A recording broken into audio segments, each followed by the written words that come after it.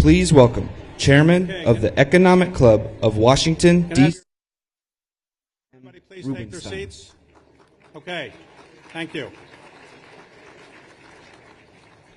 So the Economic Club of Washington is honored to have the 46th President of the United States as our special guest today. All of you probably know his background, but just briefly, for somebody that might have been under a rock for a while, let me just tell you a little bit about the President and our special guest. He was elected to the United States Senate in 1972 at the age of 29. You have to be 30 to be a senator, but he was sworn in after he turned 30 years old, and then served the United States Senate for 36 years. And he rose up to be the chairman of the Senate Judiciary Committee and then later the Senate Foreign Relations Committee. And then when Barack Obama was selecting a vice president, he asked Joe Biden to serve as his vice president. He served 2 terms as vice president. And then in 2020, he ran for president of the United States and was elected, defeating the incumbent president. And I've known Joe Biden for a long time, and I would say first came to know him when he was the first sitting senator to endorse my then boss, Jimmy Carter, for president of the United States. Carter was running for president in 1976, and his first Senate endorsement was from Joe Biden, and they retained a close relationship. And I've retained a close friendship with him for a number of years. I'm honored to call him a friend, and it's my great honor to introduce now the 46th President of the United States, Joe Biden.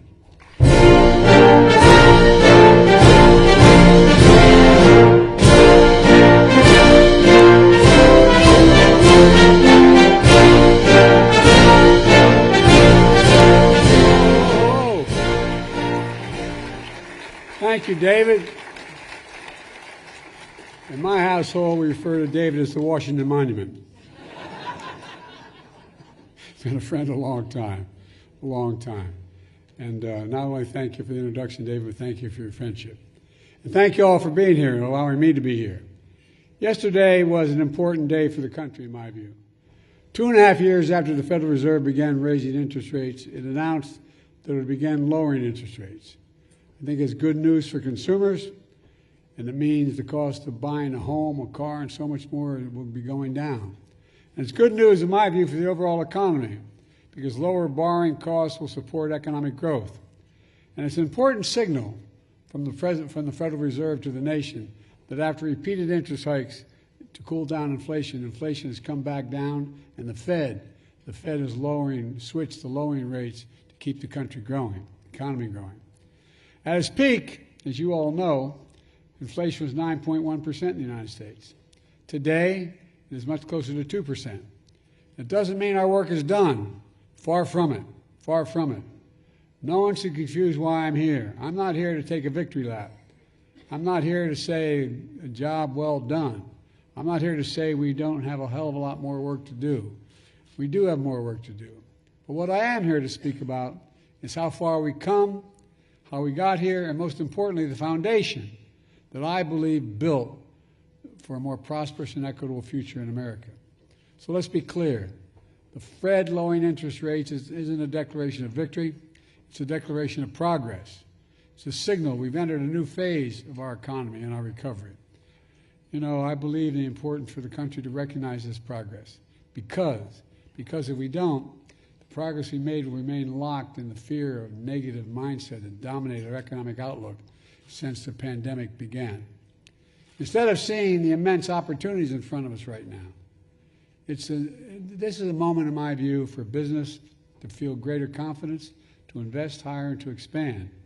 It's a moment for individuals to feel greater confidence buying a home, a new car, starting a family, starting a new business. We're creating jobs. Employment remains very low. Small business creation is at its historic highs. The economy is growing. The main challenge we've had has been a painful one, but it's been the pandemic and the inflation it created, causing enormous pain and hardship for families all across America. It's not true just for us, but for every major economy in the world. But now inflation is coming down in the United States. The fact is, it's come down faster and lower than almost any other world's advanced economies.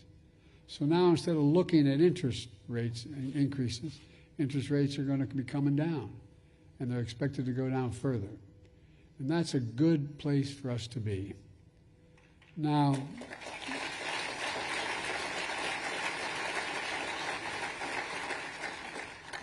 a lot of people, as you all know, maybe you know a few, thought we'd never get here.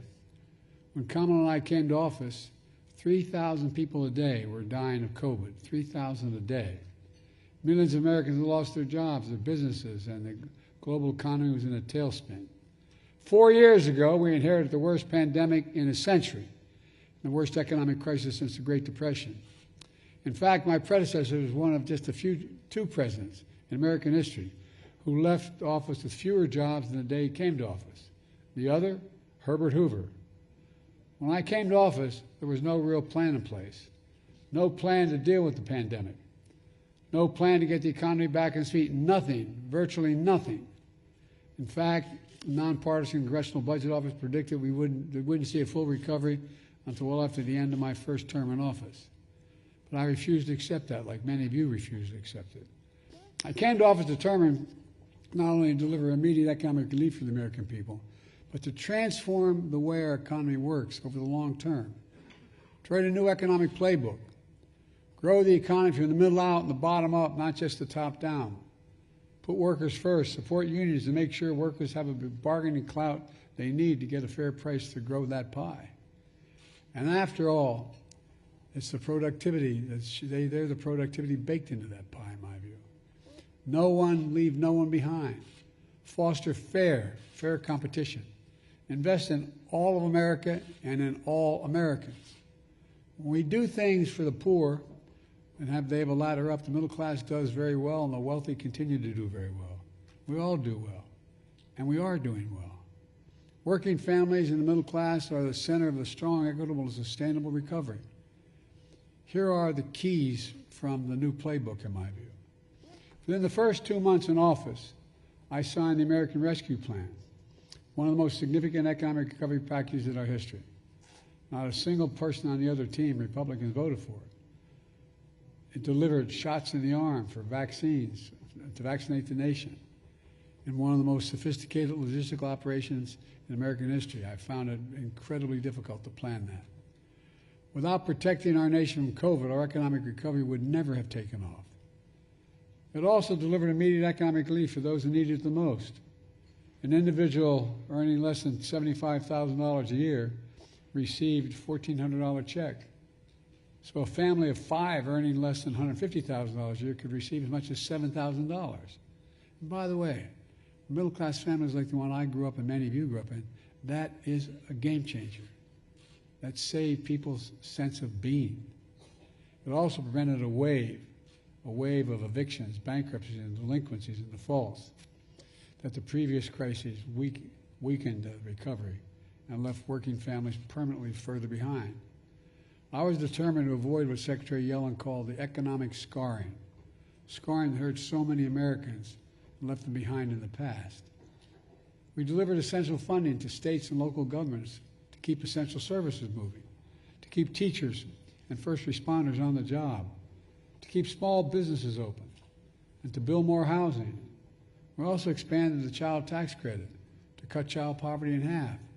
With the Butch-Lewis Act, we took the most significant action in 50 years to protect the pensions of millions of union workers and retirees. Before we acted, workers faced cuts to their pensions. Now we're restoring the full amount of their pensions, including for workers who previously saw cuts. And there's so much more. But we also know the pandemic led to a surge in inflation all across America and the world, and the country, I should say. And the economy shut down and then opened back up in an unprecedented manner. Shipping had stalled. Factories shut down. Inflation grew worse after Putin invaded Ukraine, which sent food prices skyrocketing, energy prices soaring around the world. So we immediately brought together business and labor to fix the problem of broken supply chains and unclog our ports, trucking networks, and shipping lines. Remember those massive cargo ships stuck outside the port of Los Angeles, delaying deliveries and driving up prices during the holiday season? Remember that? We remember the shortage of baby formula and the crisis that caused? Well, we got supply chains back to normal. When we did that, inflation began to ease. Not solve, but ease. I also rallied our allies to stand against Putin's aggression. In the beginning, there wasn't a whole lot of support for that. I warned them all. I got clearance from the intelligence community to let them know when he was going to invade. They didn't believe it was going to happen. But he invaded exactly when I said he was. Led the world to realize that we're in real problem. And releasing oil reserve to stabilize global markets. By the way, our gas prices are now down to $3.22, lower than before the invasion.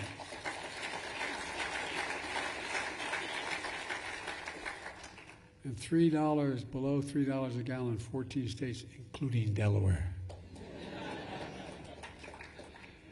I can go home now, past the gas station. Energy production from all sources is now at record highs in America. Record highs. And unlike my predecessor, I respect the Federal Reserve's independence as they pursued its mandate to bring inflation down. That independence has served the country well. And by the way, I've never once spoken to the chairman of the Fed since I became president. It will also do enormous damage to our economy if that independence is ever lost. You know, my new economic playbook also rejects the long-held conventional view among economists, many economists, that we had to lower our ambitions to bring inflation down. After I took action to rescue the economy, we got relief to families that needed it. Some experts predicted that that we would leave the labor market and not come back to work. They referred to this as the Great Resignation. Remember that? The Great Resignation. Well, to state the obvious, they were dead wrong.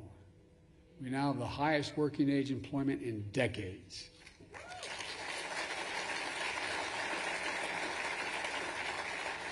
Other critics said it would take the loss of millions of American jobs and a decline in real wages and yes, the recession to get inflation back down. Possible, but I refuse to accept that. I believe, sometimes over the amazement of my staff, that we should seize the moment to finally invest in all of America, and all Americans, for decades to come. We did just that with what I call our Investing in America agenda. How can we have the strongest economy in the world without the most advanced infrastructure in the world? How can that be? That's why I wrote and worked so hard to pass the bipartisan infrastructure law. Most significant law in generations to modernize our roads, bridges, ports, airports, trains, buses, removing every lead pipe from schools and homes so every child could drink clean water, providing affordable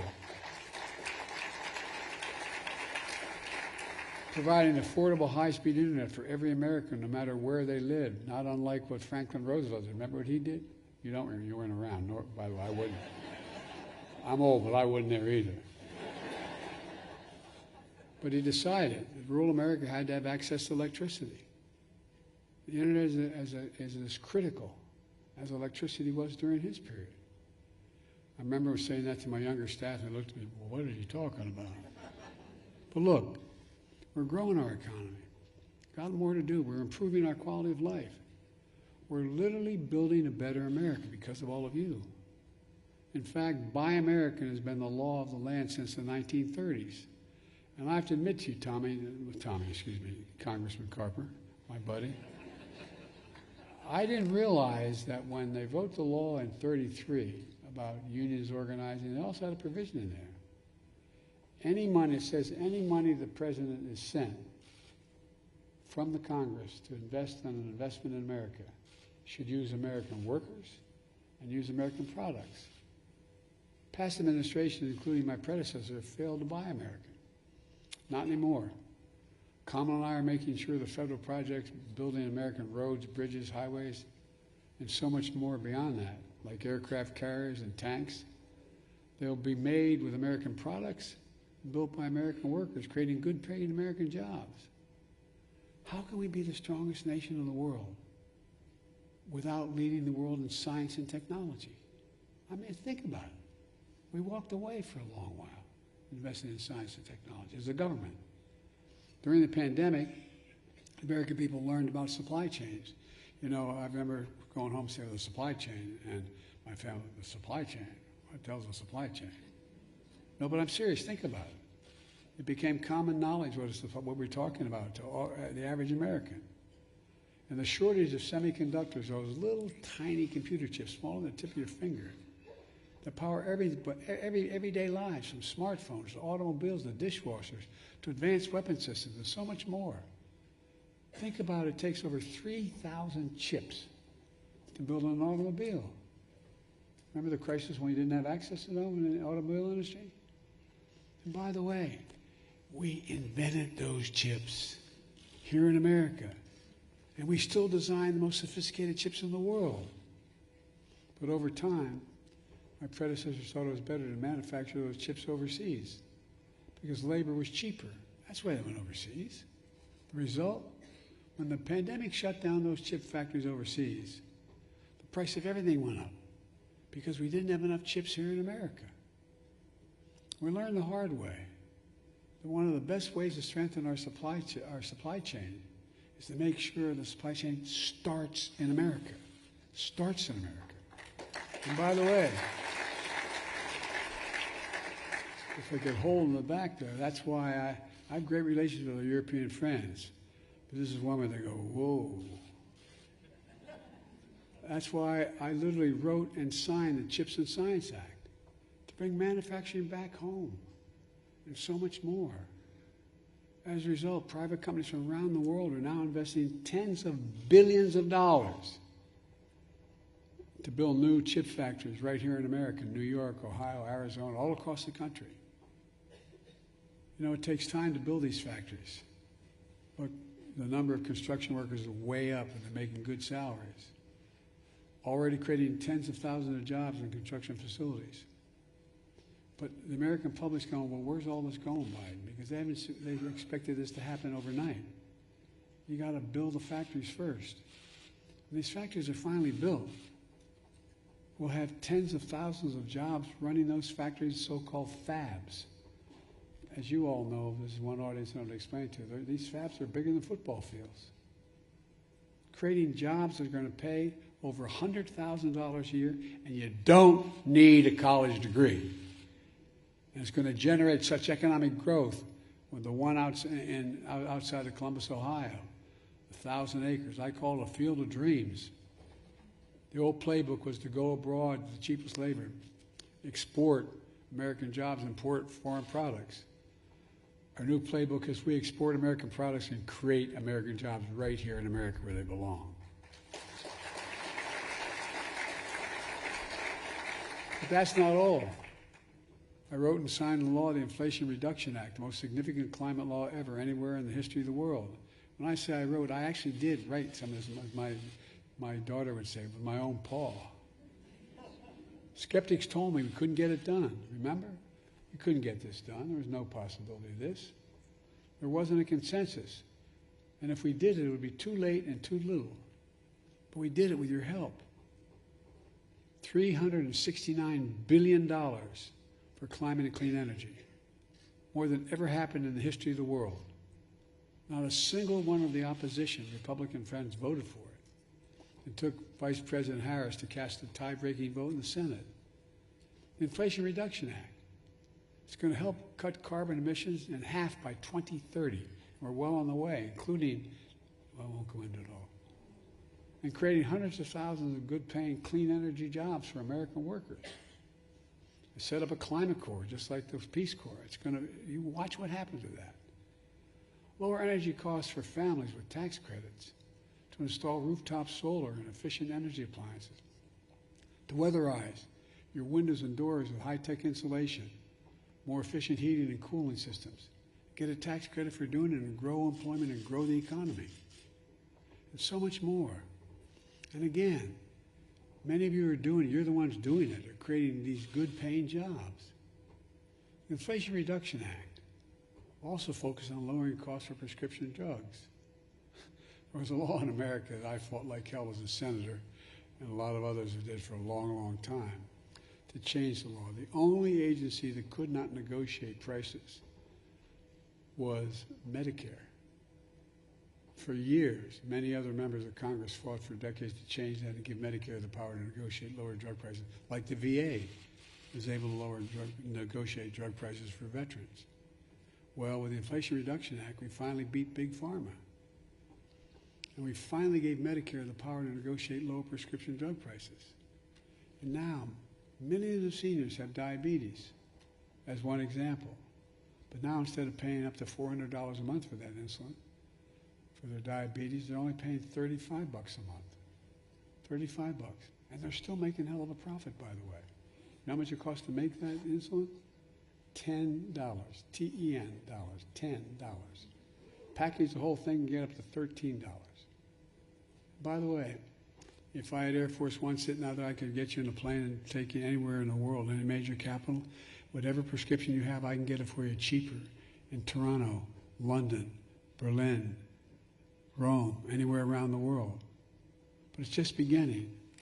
The same law says that starting this January, we don't have to change any new changes with the law, the existing law, every senior's total prescription drug costs will be capped at $2,000 a year, no matter how expensive their drugs are. Even expensive cancer drugs that cost $10,000, $12,000, $14,000 a year. These reforms don't just save seniors money, but equally important, they save every American taxpayer money. Just so far, these reforms will save American taxpayers $160 billion over the next decade because Medicare won't have to spend that anymore. And by the way, that weight loss medicine is just getting going, man, that debate. Watch. All told, we're proving that we can bring down inflation while safeguarding hard-won gains in jobs and real wages in American workers. Today, a record 16 million jobs created, more than any other single presidential term. When I took office, more than 2 million women left the workforce due to the pandemic. If you listen to these other guys, they think women don't want to work. They don't know women in America. Oh, I'm serious. Watch. Watch, watch, watch.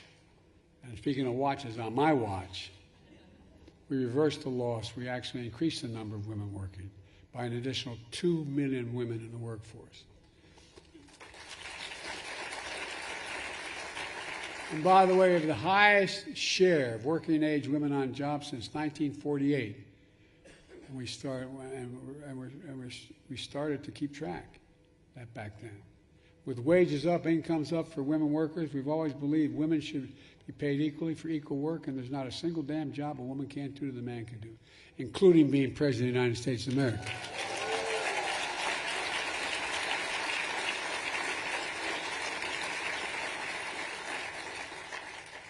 You all think I'm kidding. My younger sister used to be 3 years younger than me. She's now 20 years younger. Went to the same university, took the same courses. She graduated honors. I graduated. She's the one who should be. Anyway, 19 million people have applied to start new businesses. That's a record. And here's the thing about those new businesses. Every application to start a new business is an act of hope. It's an act of optimism, hope. More Americans have health insurance than ever before, and I don't think that should be something we should sneeze at. Everyone deserves basic health care. The racial wealth gap is the smallest in 20 years. Remember how many economists thought we need a recession to bring down inflation? There was even a major financial news headline, which I will not reference, saying, 100% chance of recession in 2023. Well, instead, our economy grew by more than 3% last year, and inflation came way down. American households came out of the crisis, American households, with stronger balance sheets, higher incomes, greater wealth. And all that progress is a remarkable testament to the resilience and determination of the American people. They're the one, determination of American workers, of American entrepreneurs like all of you, of American business, is in stark contrast to my predecessor's record. His failure in handling the pandemic led to hundreds of thousands of Americans dying because of COVID. Remember, just inject a little dye, you'll be okay? His failure to lead the economic crisis that followed that create millions of Americans, cause them to lose their jobs. In fact, the last month of his failed term was the last month our economy lost jobs. On my watch, the economy has created jobs every single month for nearly 4 years. Because of you. My predecessor enacted a $2 trillion tax cut that made overwhelmingly benefited the very wealthy and the biggest corporations. Made you feel good, I'm sure. But guess what? We don't have to hurt corporations. We don't have to. I come from the corporate state of the world. For 36 years, I represented a state, Tom and I, that had more corporations incorporated in Delaware than every other nation in the United States of America, every other state in the nation, the entire nation, in the state of Delaware. But what do his policies do? Increase the federal deficit significantly, more than any other previous presidential term. And the federal deficit went up every single year of his presidency and left office with the largest annual deficit in American history, $3 trillion. And now, he not only would give another $5 trillion tax cut for the very wealthy and the biggest corporations, he wants a new sales tax on imported goods, food, gasoline, clothing, and more. As most of you know, such policies would cost the average American family nearly $4,000 a year. And he and his allies say they support workers in the middle class. Give me a break. On my watch, we created over 700,000 manufacturing jobs. He lost 170,000 manufacturing jobs in 4 years. On our watch, factory construction is at a record high. It increased 210%. On the other team's watch, factory construction barely increased 2%. On my watch, the trade deficit with China declined to its lowest level in a decade. On his watch, the trade deficit with China soared. On my watch, we're seeing a record stock market and record 401ks. The bottom line is, I'm a capitalist. I wish I had more stock. But I believe capitalism is the greatest force to grow the economy for everybody. I really mean it. Now, don't point to the fact that for 36 years, as Tom will point out to you, when they did the income of all the members of Congress, I was listed as the poorest man in Congress. I never thought I was poor. I had a decent salary as a senator. But we face a fundamental choice. For the past 40 years, too many of leaders have sworn by an economic theory that has not worked very well at all, trickle-down economics. Cut taxes for the very wealthy, and they deserve having taxes cut. But cut for the very wealthy and hope the benefits trickle down. Well, guess what? Not a whole lot trickle down on my dad's kitchen table. It's clear, especially under my predecessor, that trickle-down economics failed. And he's promising again trickle-down economics. But it will fail again. In fact, President Clinton pointed out that since the end of the Cold War in '89, America has created about 51 million jobs. Of those 51 million jobs in that period, the economy under Democratic presidents created 50 million, in fact, 50 million of those. And the economy under Republican presidents created 1 million of those new jobs.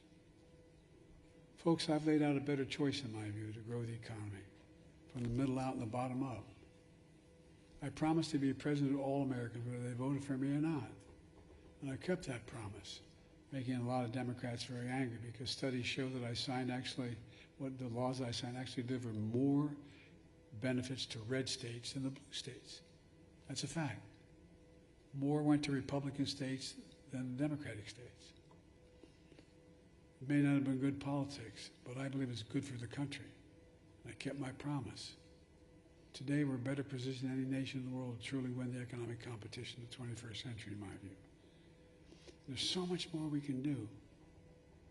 We're going to continue bringing down prices for families by building more affordable housing, making child care more affordable. And by the way, you make it more affordable, it increases economic growth. Growth. By continuing to lower health care costs as well. We're continuing fighting to make sure everyone pays their fair share of taxes. And by the way, I hope some of you out there are billionaires. But paying 8.2% ain't quite enough. If you just paid 25%, it would generate enough income $500 billion over the next 10 years. We could cut the deficit, be paying 25%, wouldn't it? Anyway, I don't get it. I get going my stuff.